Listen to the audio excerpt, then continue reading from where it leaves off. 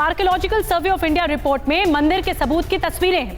TV9 Bharatvarsh पर ASI सर्वे की पूरी डिटेल मौजूद है। एक एक डिटेल टीवी9 भारतवर्ष आप तक पहुंचा रहा है कि किस तरह के सबूत मिले हैं जब एएसआई का सर्वे हुआ, इसकी डिटेल है। और ये देखिए मार्बल स्लैब, ये भी जब सर्वे किया गया तो उसमें राम लिखा हुआ था।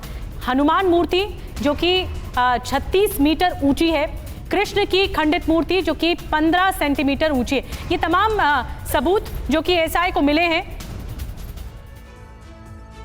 और आपको बता दें कि एएसआई सर्वे रिपोर्ट में यह भी कहा गया है कि दीवार के नीचे 1000 साल पुराने अवशेष भी मिले हैं। दीवार के नीचे मस्जिद बनाने के लिए मंदिर के ही खंभों का इस्तेमाल किया गया है। During the recent survey, this stone inscription was recovered from a room in the mosque. सर्वे के दौरान ये जो वहाँ पे इंस्क्रिप्शन था उसी मॉस्क के रूम से मिला। However, the lines related to the construction of the mosque and its expansion have been scratched out. जो मॉस्क बनाने की और उसकी रिपेयर की बात थी, इस इंस्क्रिप्शन से उन लोगों ने उसको मिटा दिया। This is also brought out by the biography of Aurangzeb, Majlis Alamgiri, which mentions that Aurangzeb issued orders to the governors of all the province to demolish the schools and temples of infidels. और ये जडूनाथ सरकार की finding को ASI ने rely किया है। और 2 सितंबर 1669 को बताया गया कि विश्वनाथ की जो मंदिर है वो ढहा दी गई। तो एएसआई ने यहाँ पे जडूनाथ सरकार की फाइंडिंग को रिलाई किया मजलिस आलमगिरी। सेंट्रल चेंबर और main entrance of the previous existing structure में एक एग्जिस्टिंग स्ट्रक्चर है। वेस्टर्न चेंबर और वेस्टर्न वॉल में है। Reuse of pillars and pilasters of pre existing structure in existing structure. मतलब एएसआई ये कह रहा है कि जो पहले का स्ट्रक्चर था एक हिंदू मंदिर का, उसी के पिलर्स को रीयूज यहाँ पे किया गया, दोबारा इस्तेमाल किया गया। एएसआई ने माना है कि वहाँ पर हिंदू। इसमें जो इंस्क्रिप्शंस मिले हैं ये देवनागरी, ग्रंथा, तेलुगु और कन्नड़ स्क्रिप्ट्स के मिले। 3 names of deities, Devanagari, Grantha, Telugu and Kannada.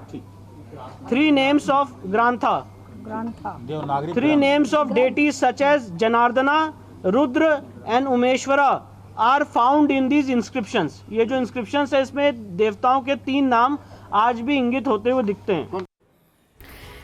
Vishnu Shankar Jain को आपने सुना, उन्होंने जो फाइंडिंग सामने आई हैं सर्वे रिपोर्ट की उनको बताते हुए वो दिख रहे हैं। साथ भी प्रज्ञा जी मैं आपके पास आ रही हूँ।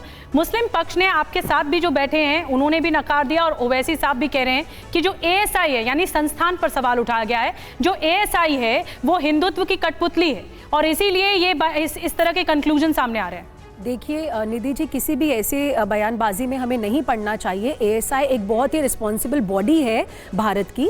ऐसा इस तरीके के बयान देने का मतलब है कि आपकी तुच्छ मानसिकता को दर्शाता है। And I really sympathise with them, क्योंकि अभी ये लोग बौखलाए हुए हैं। लेकिन मैं ये भी साथ में कहूँगी कि हिंदू और मुस्लिम में इस देश का बंटवारा नहीं करना चाहिए। एक विभाजन ऑलरेडी हो चुका है हमारे देश का। अब हमें ये समझना चाहिए कि we are going by the court of law. हम बहुसंख्यक है इस देश के अंदर और बार बार ये जो लोग ये बात कह रहे हैं ना कि राम मंदिर का फैसला आस्था के आधार पर हुआ था, सुनिए ये आस्था के आधार पर नहीं हुआ था, क्योंकि मैं आपको संविधान किसी को एक सेकंड इन्हें बोल दीजिए, बीच में मत बोले। यही करते हैं, डिबेट को डिरेल करते हैं। Please tell him not to intervene, not to intervene. Nidhi please tell him this is like too much. Fazil Ahmad sahab this is too much, he will not intervene,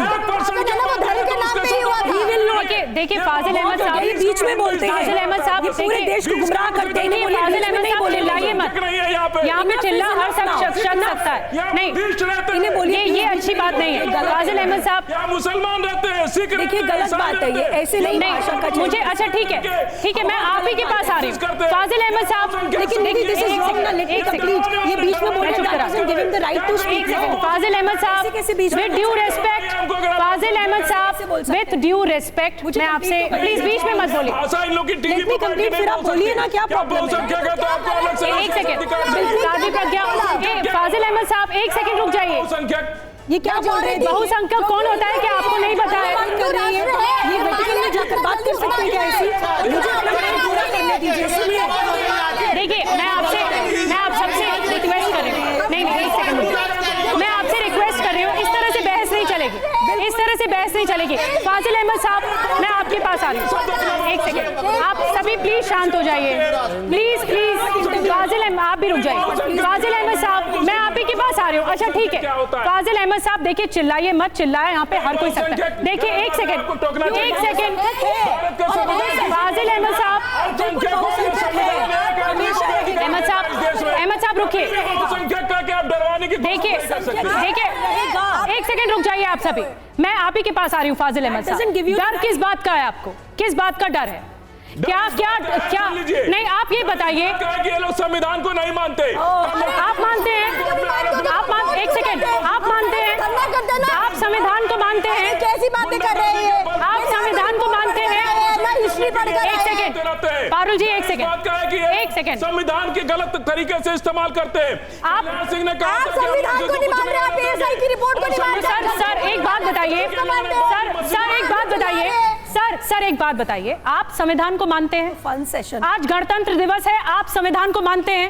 अगर आप संविधान को नहीं, एक मिनट रुकिए, अगर आप संविधान को मानते होते तो एएसआई की रिपोर्ट को इस तरह नकारते नहीं। रिस्पॉन्सिबल बॉडी है हमारे देश की। रंगेश साहब, नहीं, मैं मुझे सबसे कमेंट लेना है। निधि जी, मुझे एक बात बताइए, अगर हम अपने देश में रहकर अपना धर्म स्थान नहीं ले सकते तो हम कहाँ लेंगे? हम पाकिस्तान जाएंगे। एक सेकंड रिजवी साहब, अब आप प्लीज सब चुप हो जाइए।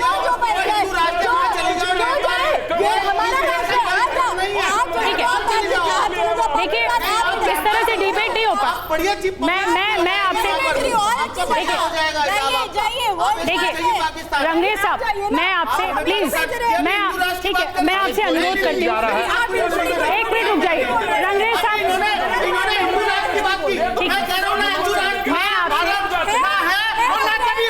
हिंदू राष्ट्र है, रहेगा, यही आपका सपना कभी साकार नहीं होगा। देखिए एक्सपोज होते हैं आप, ये क्वेश्चन, देखिए सुनिए, देखिए ये मैं रंगरेज साहब, एक सेकेंड प्लीज ये कोशिश, प्लीज ये कोशिश बिल्कुल मत करिए कि आप डिबेट को हाईजैक कर रहे हैं।